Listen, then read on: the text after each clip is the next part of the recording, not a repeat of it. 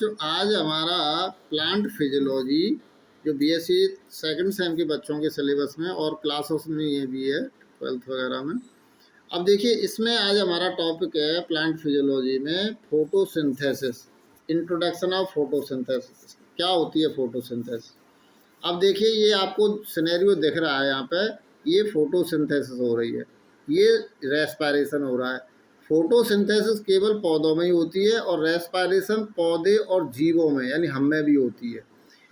अंतर इतना है कि हम फोटोसिंथेसिस नहीं कर सकते जीव जंतु, रेस्पिरेशन पौधे भी करते हैं और एनिमल भी करते हैं, ठीक है ना। ये दोनों में अंतर है, क्योंकि पौधों में क्लोरोफिल होता है और एनिमल के अंदर क्लोरोफिल नहीं होता है, इसलिए एनिमल फोटोसिंथेसिस नहीं कर सकते हैं। अब देखिए रेस्पिरेशन में क्या होता है, जो जीवन जो all life on the earth यानी धरती पर जो भी जीवन दिखाई दे रहा है उसके अंदर जो पावर है, शक्ति है, वो सूर्य से आती है।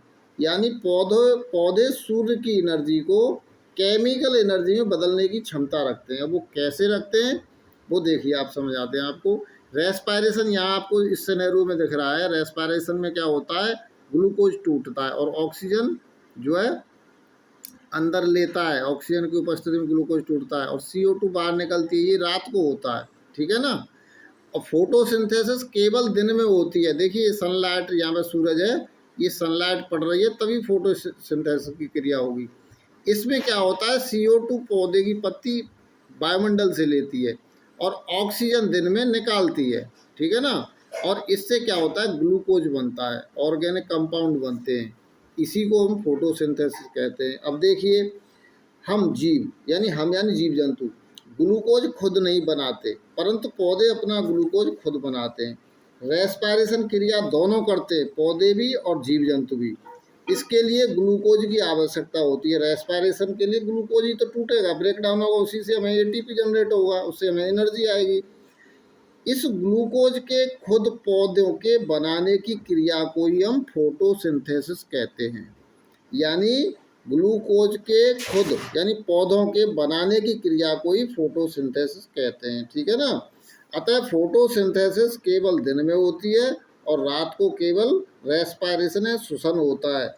इसलिए दिन में पौधे O2 बाहर निकालते हैं और CO2 लेते हैं, और रात में O2 बाहर से लेते हैं और CO2 बाहर निकालते हैं। ये सिनेरियो चलता है, ठीक है ना। अब देखिए आगे होता है क्या।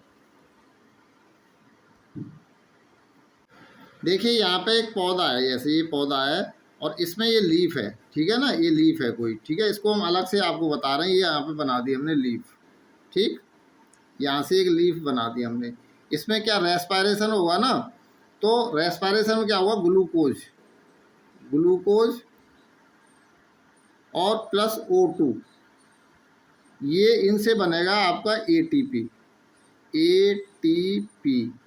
प्लस ATP, ठीक है ना, प्लस CO2 बाई प्रोडक्ट के रूप में बनेगी। अब इसका क्या होगा आगे के चित्र में बताते हैं। अब देखिए ये एक हमने पत्ती बनाई है यहाँ पर, ठीक है ना, ये पत्ती बनाई है यहाँ पर, बड़ी सी पत्ती बताते हैं आपको बनाने की, समझाने के लिए। अब देखिए यहाँ ये ग्लूकोज है, ठीक है, ये पॉइंटर मैंने रखा है, ये ग्लूकोज है, ठीक है। अब इसमें O2 की उपस्थिति में क्या होगा, ग्लूकोज से पायरूवेट बनेगा, ठीक है, पायरूवेट बनेगा, ठीक है ना, पायरूवेट। अब ये पायरूवेट जहाँ चला जाएगा किसमें, माइटोकॉन्ड्रिया में। ये है आपका माइटोकॉन्ड्रिया। यहाँ क्रेब साइकिल चलेगा और क्रेब साइकिल चलेगा यहाँ पे, तो यहाँ से क्या होगा, ATP जनरेट होगा, ATP, इसको बोलते हैं एडिनोसिन ट्राइफॉस्फेट, इसमें में एनर्जी होती है और बाई प्रोडक्ट के रूप में इसमें CO2 बनेगी, ठीक है। अब CO2 बनेगी और यहाँ जैसे क्लोरोप्लास्ट है, ये क्लोरोप्लास्ट है बड़ा सा, ठीक है ना। क्लोरोप्लास्ट में क्या होगा, CO2 ये CO2 है, ठीक है ना, प्लस पानी H2O, ठीक है ना। H2O से मिलकर के यहाँ बनेगा ग्लूकोज, ठीक है, C6H12 और O6, ठीक है ना। या O6 होता है। इस तरह से इसके अंदर जो है ये ग्लूकोज बनता है, समझ रहे हैं ना। यहाँ ये ग्लूकोज है, ठीक है, यहाँ पर नहीं दिख रहा हो ग्लूकोज, ये ग्लूकोज है और ऑक्सीजन की उपस्थिति में रेस्पायरेशन होगा, तो ये सेलुलर उसमें होगा, सेलुलर उसमें कोशिका में जो द्रव्य होता है ना उसके अंदर, और पायरूवेट बनेगा। यहाँ माइटोकॉन्ड्रिया है, ये माइटोकॉन्ड्रिया में चला जाएगा, फिर यहाँ से माइटोकॉन्ड्रिया से एटीपी जनरेट होगा। इसमें पावर होती है, एडिनोसिन ट्राइफॉस्फेट इसका पूरा नाम है, और CO2 बनेगी। अब इस CO2 का आगे बताते हैं पत्ती कैसे यूज करती है, ठीक है। अब देखिए ये क्लोरोप्लास्ट के अंदर मैंने अभी ग्लूकोज बताने की प्रक्रिया आपको इससे पहले बताई थी। अब उसकी हम स्पेशल एक डायग्राम ले रहे हैं। अब ये क्लोरोप्लास्ट का आपको चित्र दिखाया गया है। यहाँ क्या होता है कि ये स्ट्रक्चर आपको जो दिख रही हैं, ये कौन लायक स्ट्रक्चर, सिक्के जैसी, सिक्कों का ढेर जैसा दिख रहा है ना आपको, ये ढेर सारे सिक्के से ढेर है, ये एक सिक्का जैसी स्ट्रक्चर है। इसको हम बोलते हैं थैलाकॉइड। एक को, सिंगल को क्या बोलते हैं हम, थैलाकॉइड। आगे हिंदी में भी आपको चित्र में बताया जाएगा। और पूरा जो इसका जो ढेर होता है सिक्के का, इसको बोलते हैं हम ग्रेनम, ठीक है ना। ये वाला पूरा सिक्के का एक ढेर है, इसको बोलेंगे ग्रेनम, और एक सिक्के को हम बोलते हैं थैलाकॉइड्स, ठीक है ना। अब देखिए ये सिक्के जैसी ये सिक्कों का जो ढेर है ये जुड़ा हुआ है, देखिए इससे, यहाँ से जुड़े हुए हैं। इसको हम क्या बोलते हैं, देखिए यहाँ पर दिखाया गया है इसको। अच्छा, इसके जो अंदर जो सिक्कों का जो ढेर है इसको हम बोलते हैं, यहाँ पे देखिए ये दिखाया गया आपको, ये वाला स्ट्रोमा लेमिला, इसको बोलते हैं हम स्ट्रोमा लेमिला। इसमें नहीं दिखाया गया है, चलो कोई बात नहीं है। और जो खाली स्पेस है इसके अलावा, जैसे ये वाला खाली स्पेस, इसको बोलते हैं हम स्ट्रोमा। इसके अंदर डार्क रिएक्शन चलता है, इसके अंदर लाइट रिएक्शन चलता है, वो आगे आपको बताएंगे दूसरे चित्र में, ठीक है ना, उसमें ठीक से आपको समझ में आएगा। देखिए क्लोरोप्लास्ट का दूसरा चित्र हम आपको बता रहे हैं, ये हाथ से बना हुआ है। ये पूरा का पूरा एक हमने आपके लिए बताया, एक सिंपल। इसमें जो मैं बता रहा था ना, सिक्कों जैसी जो है, सिक्के जैसी कंडीशन है ना, ये देखिए यहाँ पे सिक्का जैसी कंडीशन है, इसको बोलते हैं हम थैलाकॉइड। यहाँ हिंदी इंग्लिश दोनों में दिया गया है, इसलिए आपको ये चित्र दिया है। और ये सिक्कों का पूरा ढेर जैसी स्ट्रक्चर होती है। यहाँ पर देखिए ये वाली, इसको पूरा ढेर, ये भी है, ये भी है, कई चित्र हमने आपको बताएं। इसको हम बोलते हैं ग्रेनम, ठीक है ना, इसको क्या बोलते हैं, ग्रेनम। अब क्या होता है, इसी के अंदर क्लोरोप्लास्ट होता है, और इसी को यहीं से जो है सनलाइट को कैप्चर करता है, वो ट्रैप करता है, ठीक है ना। और ये इस तरह से जो टच है एक दूसरे से, दोनों जुड़े हुए हैं सभी, ये ग्रेनम, इसको हम बोलते हैं स्ट्रोमा लेमिला, ठीक है ना। ये देखिए आपको दिखा है स्ट्रोमा लेमिली, ठीक है ना।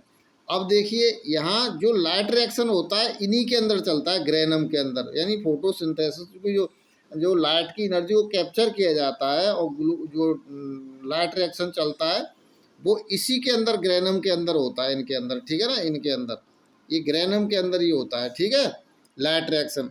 और जो खाली स्पेस है, यहाँ कुछ नहीं है, ये पूरा खाली स्पेस है, इसको बोलते हैं हम स्ट्रोमा। इसके अंदर डार्क रिएक्शन चलता है।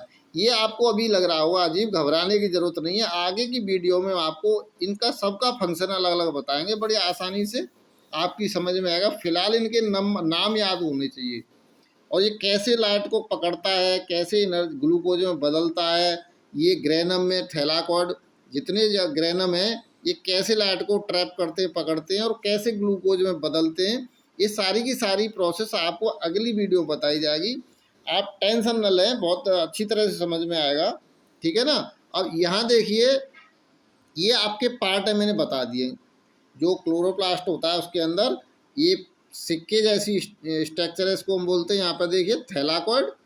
और पूरा सिक्कों का ढेर जैसी स्ट्रक्चर होती है, इसको हम क्या बोलते हैं, ग्रेनम।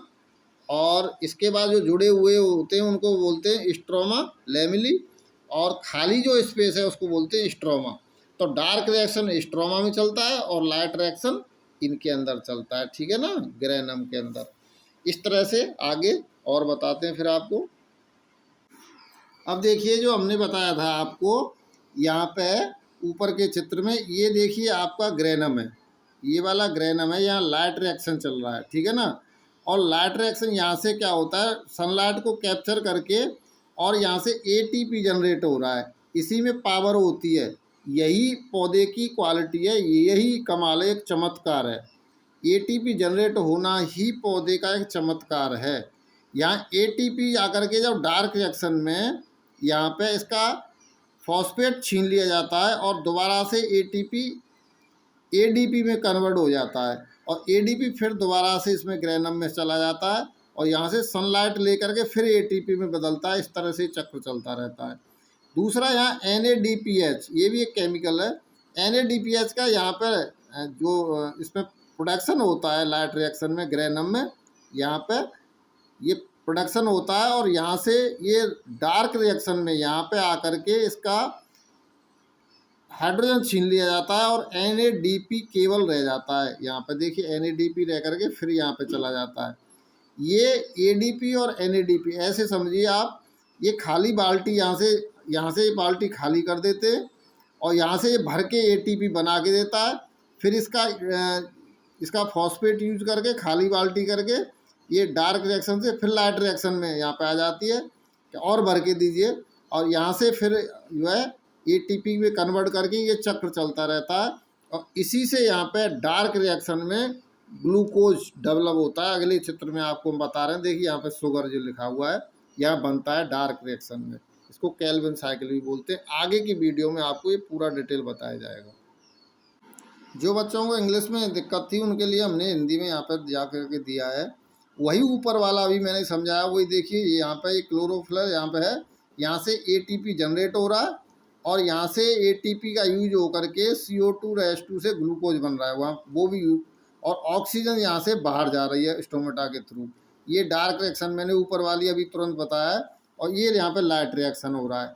अब लाइट रिएक्शन में ATP जनरेट हो रहा है यहाँ पर देखिए, और NADP जनरेट हो रहा है।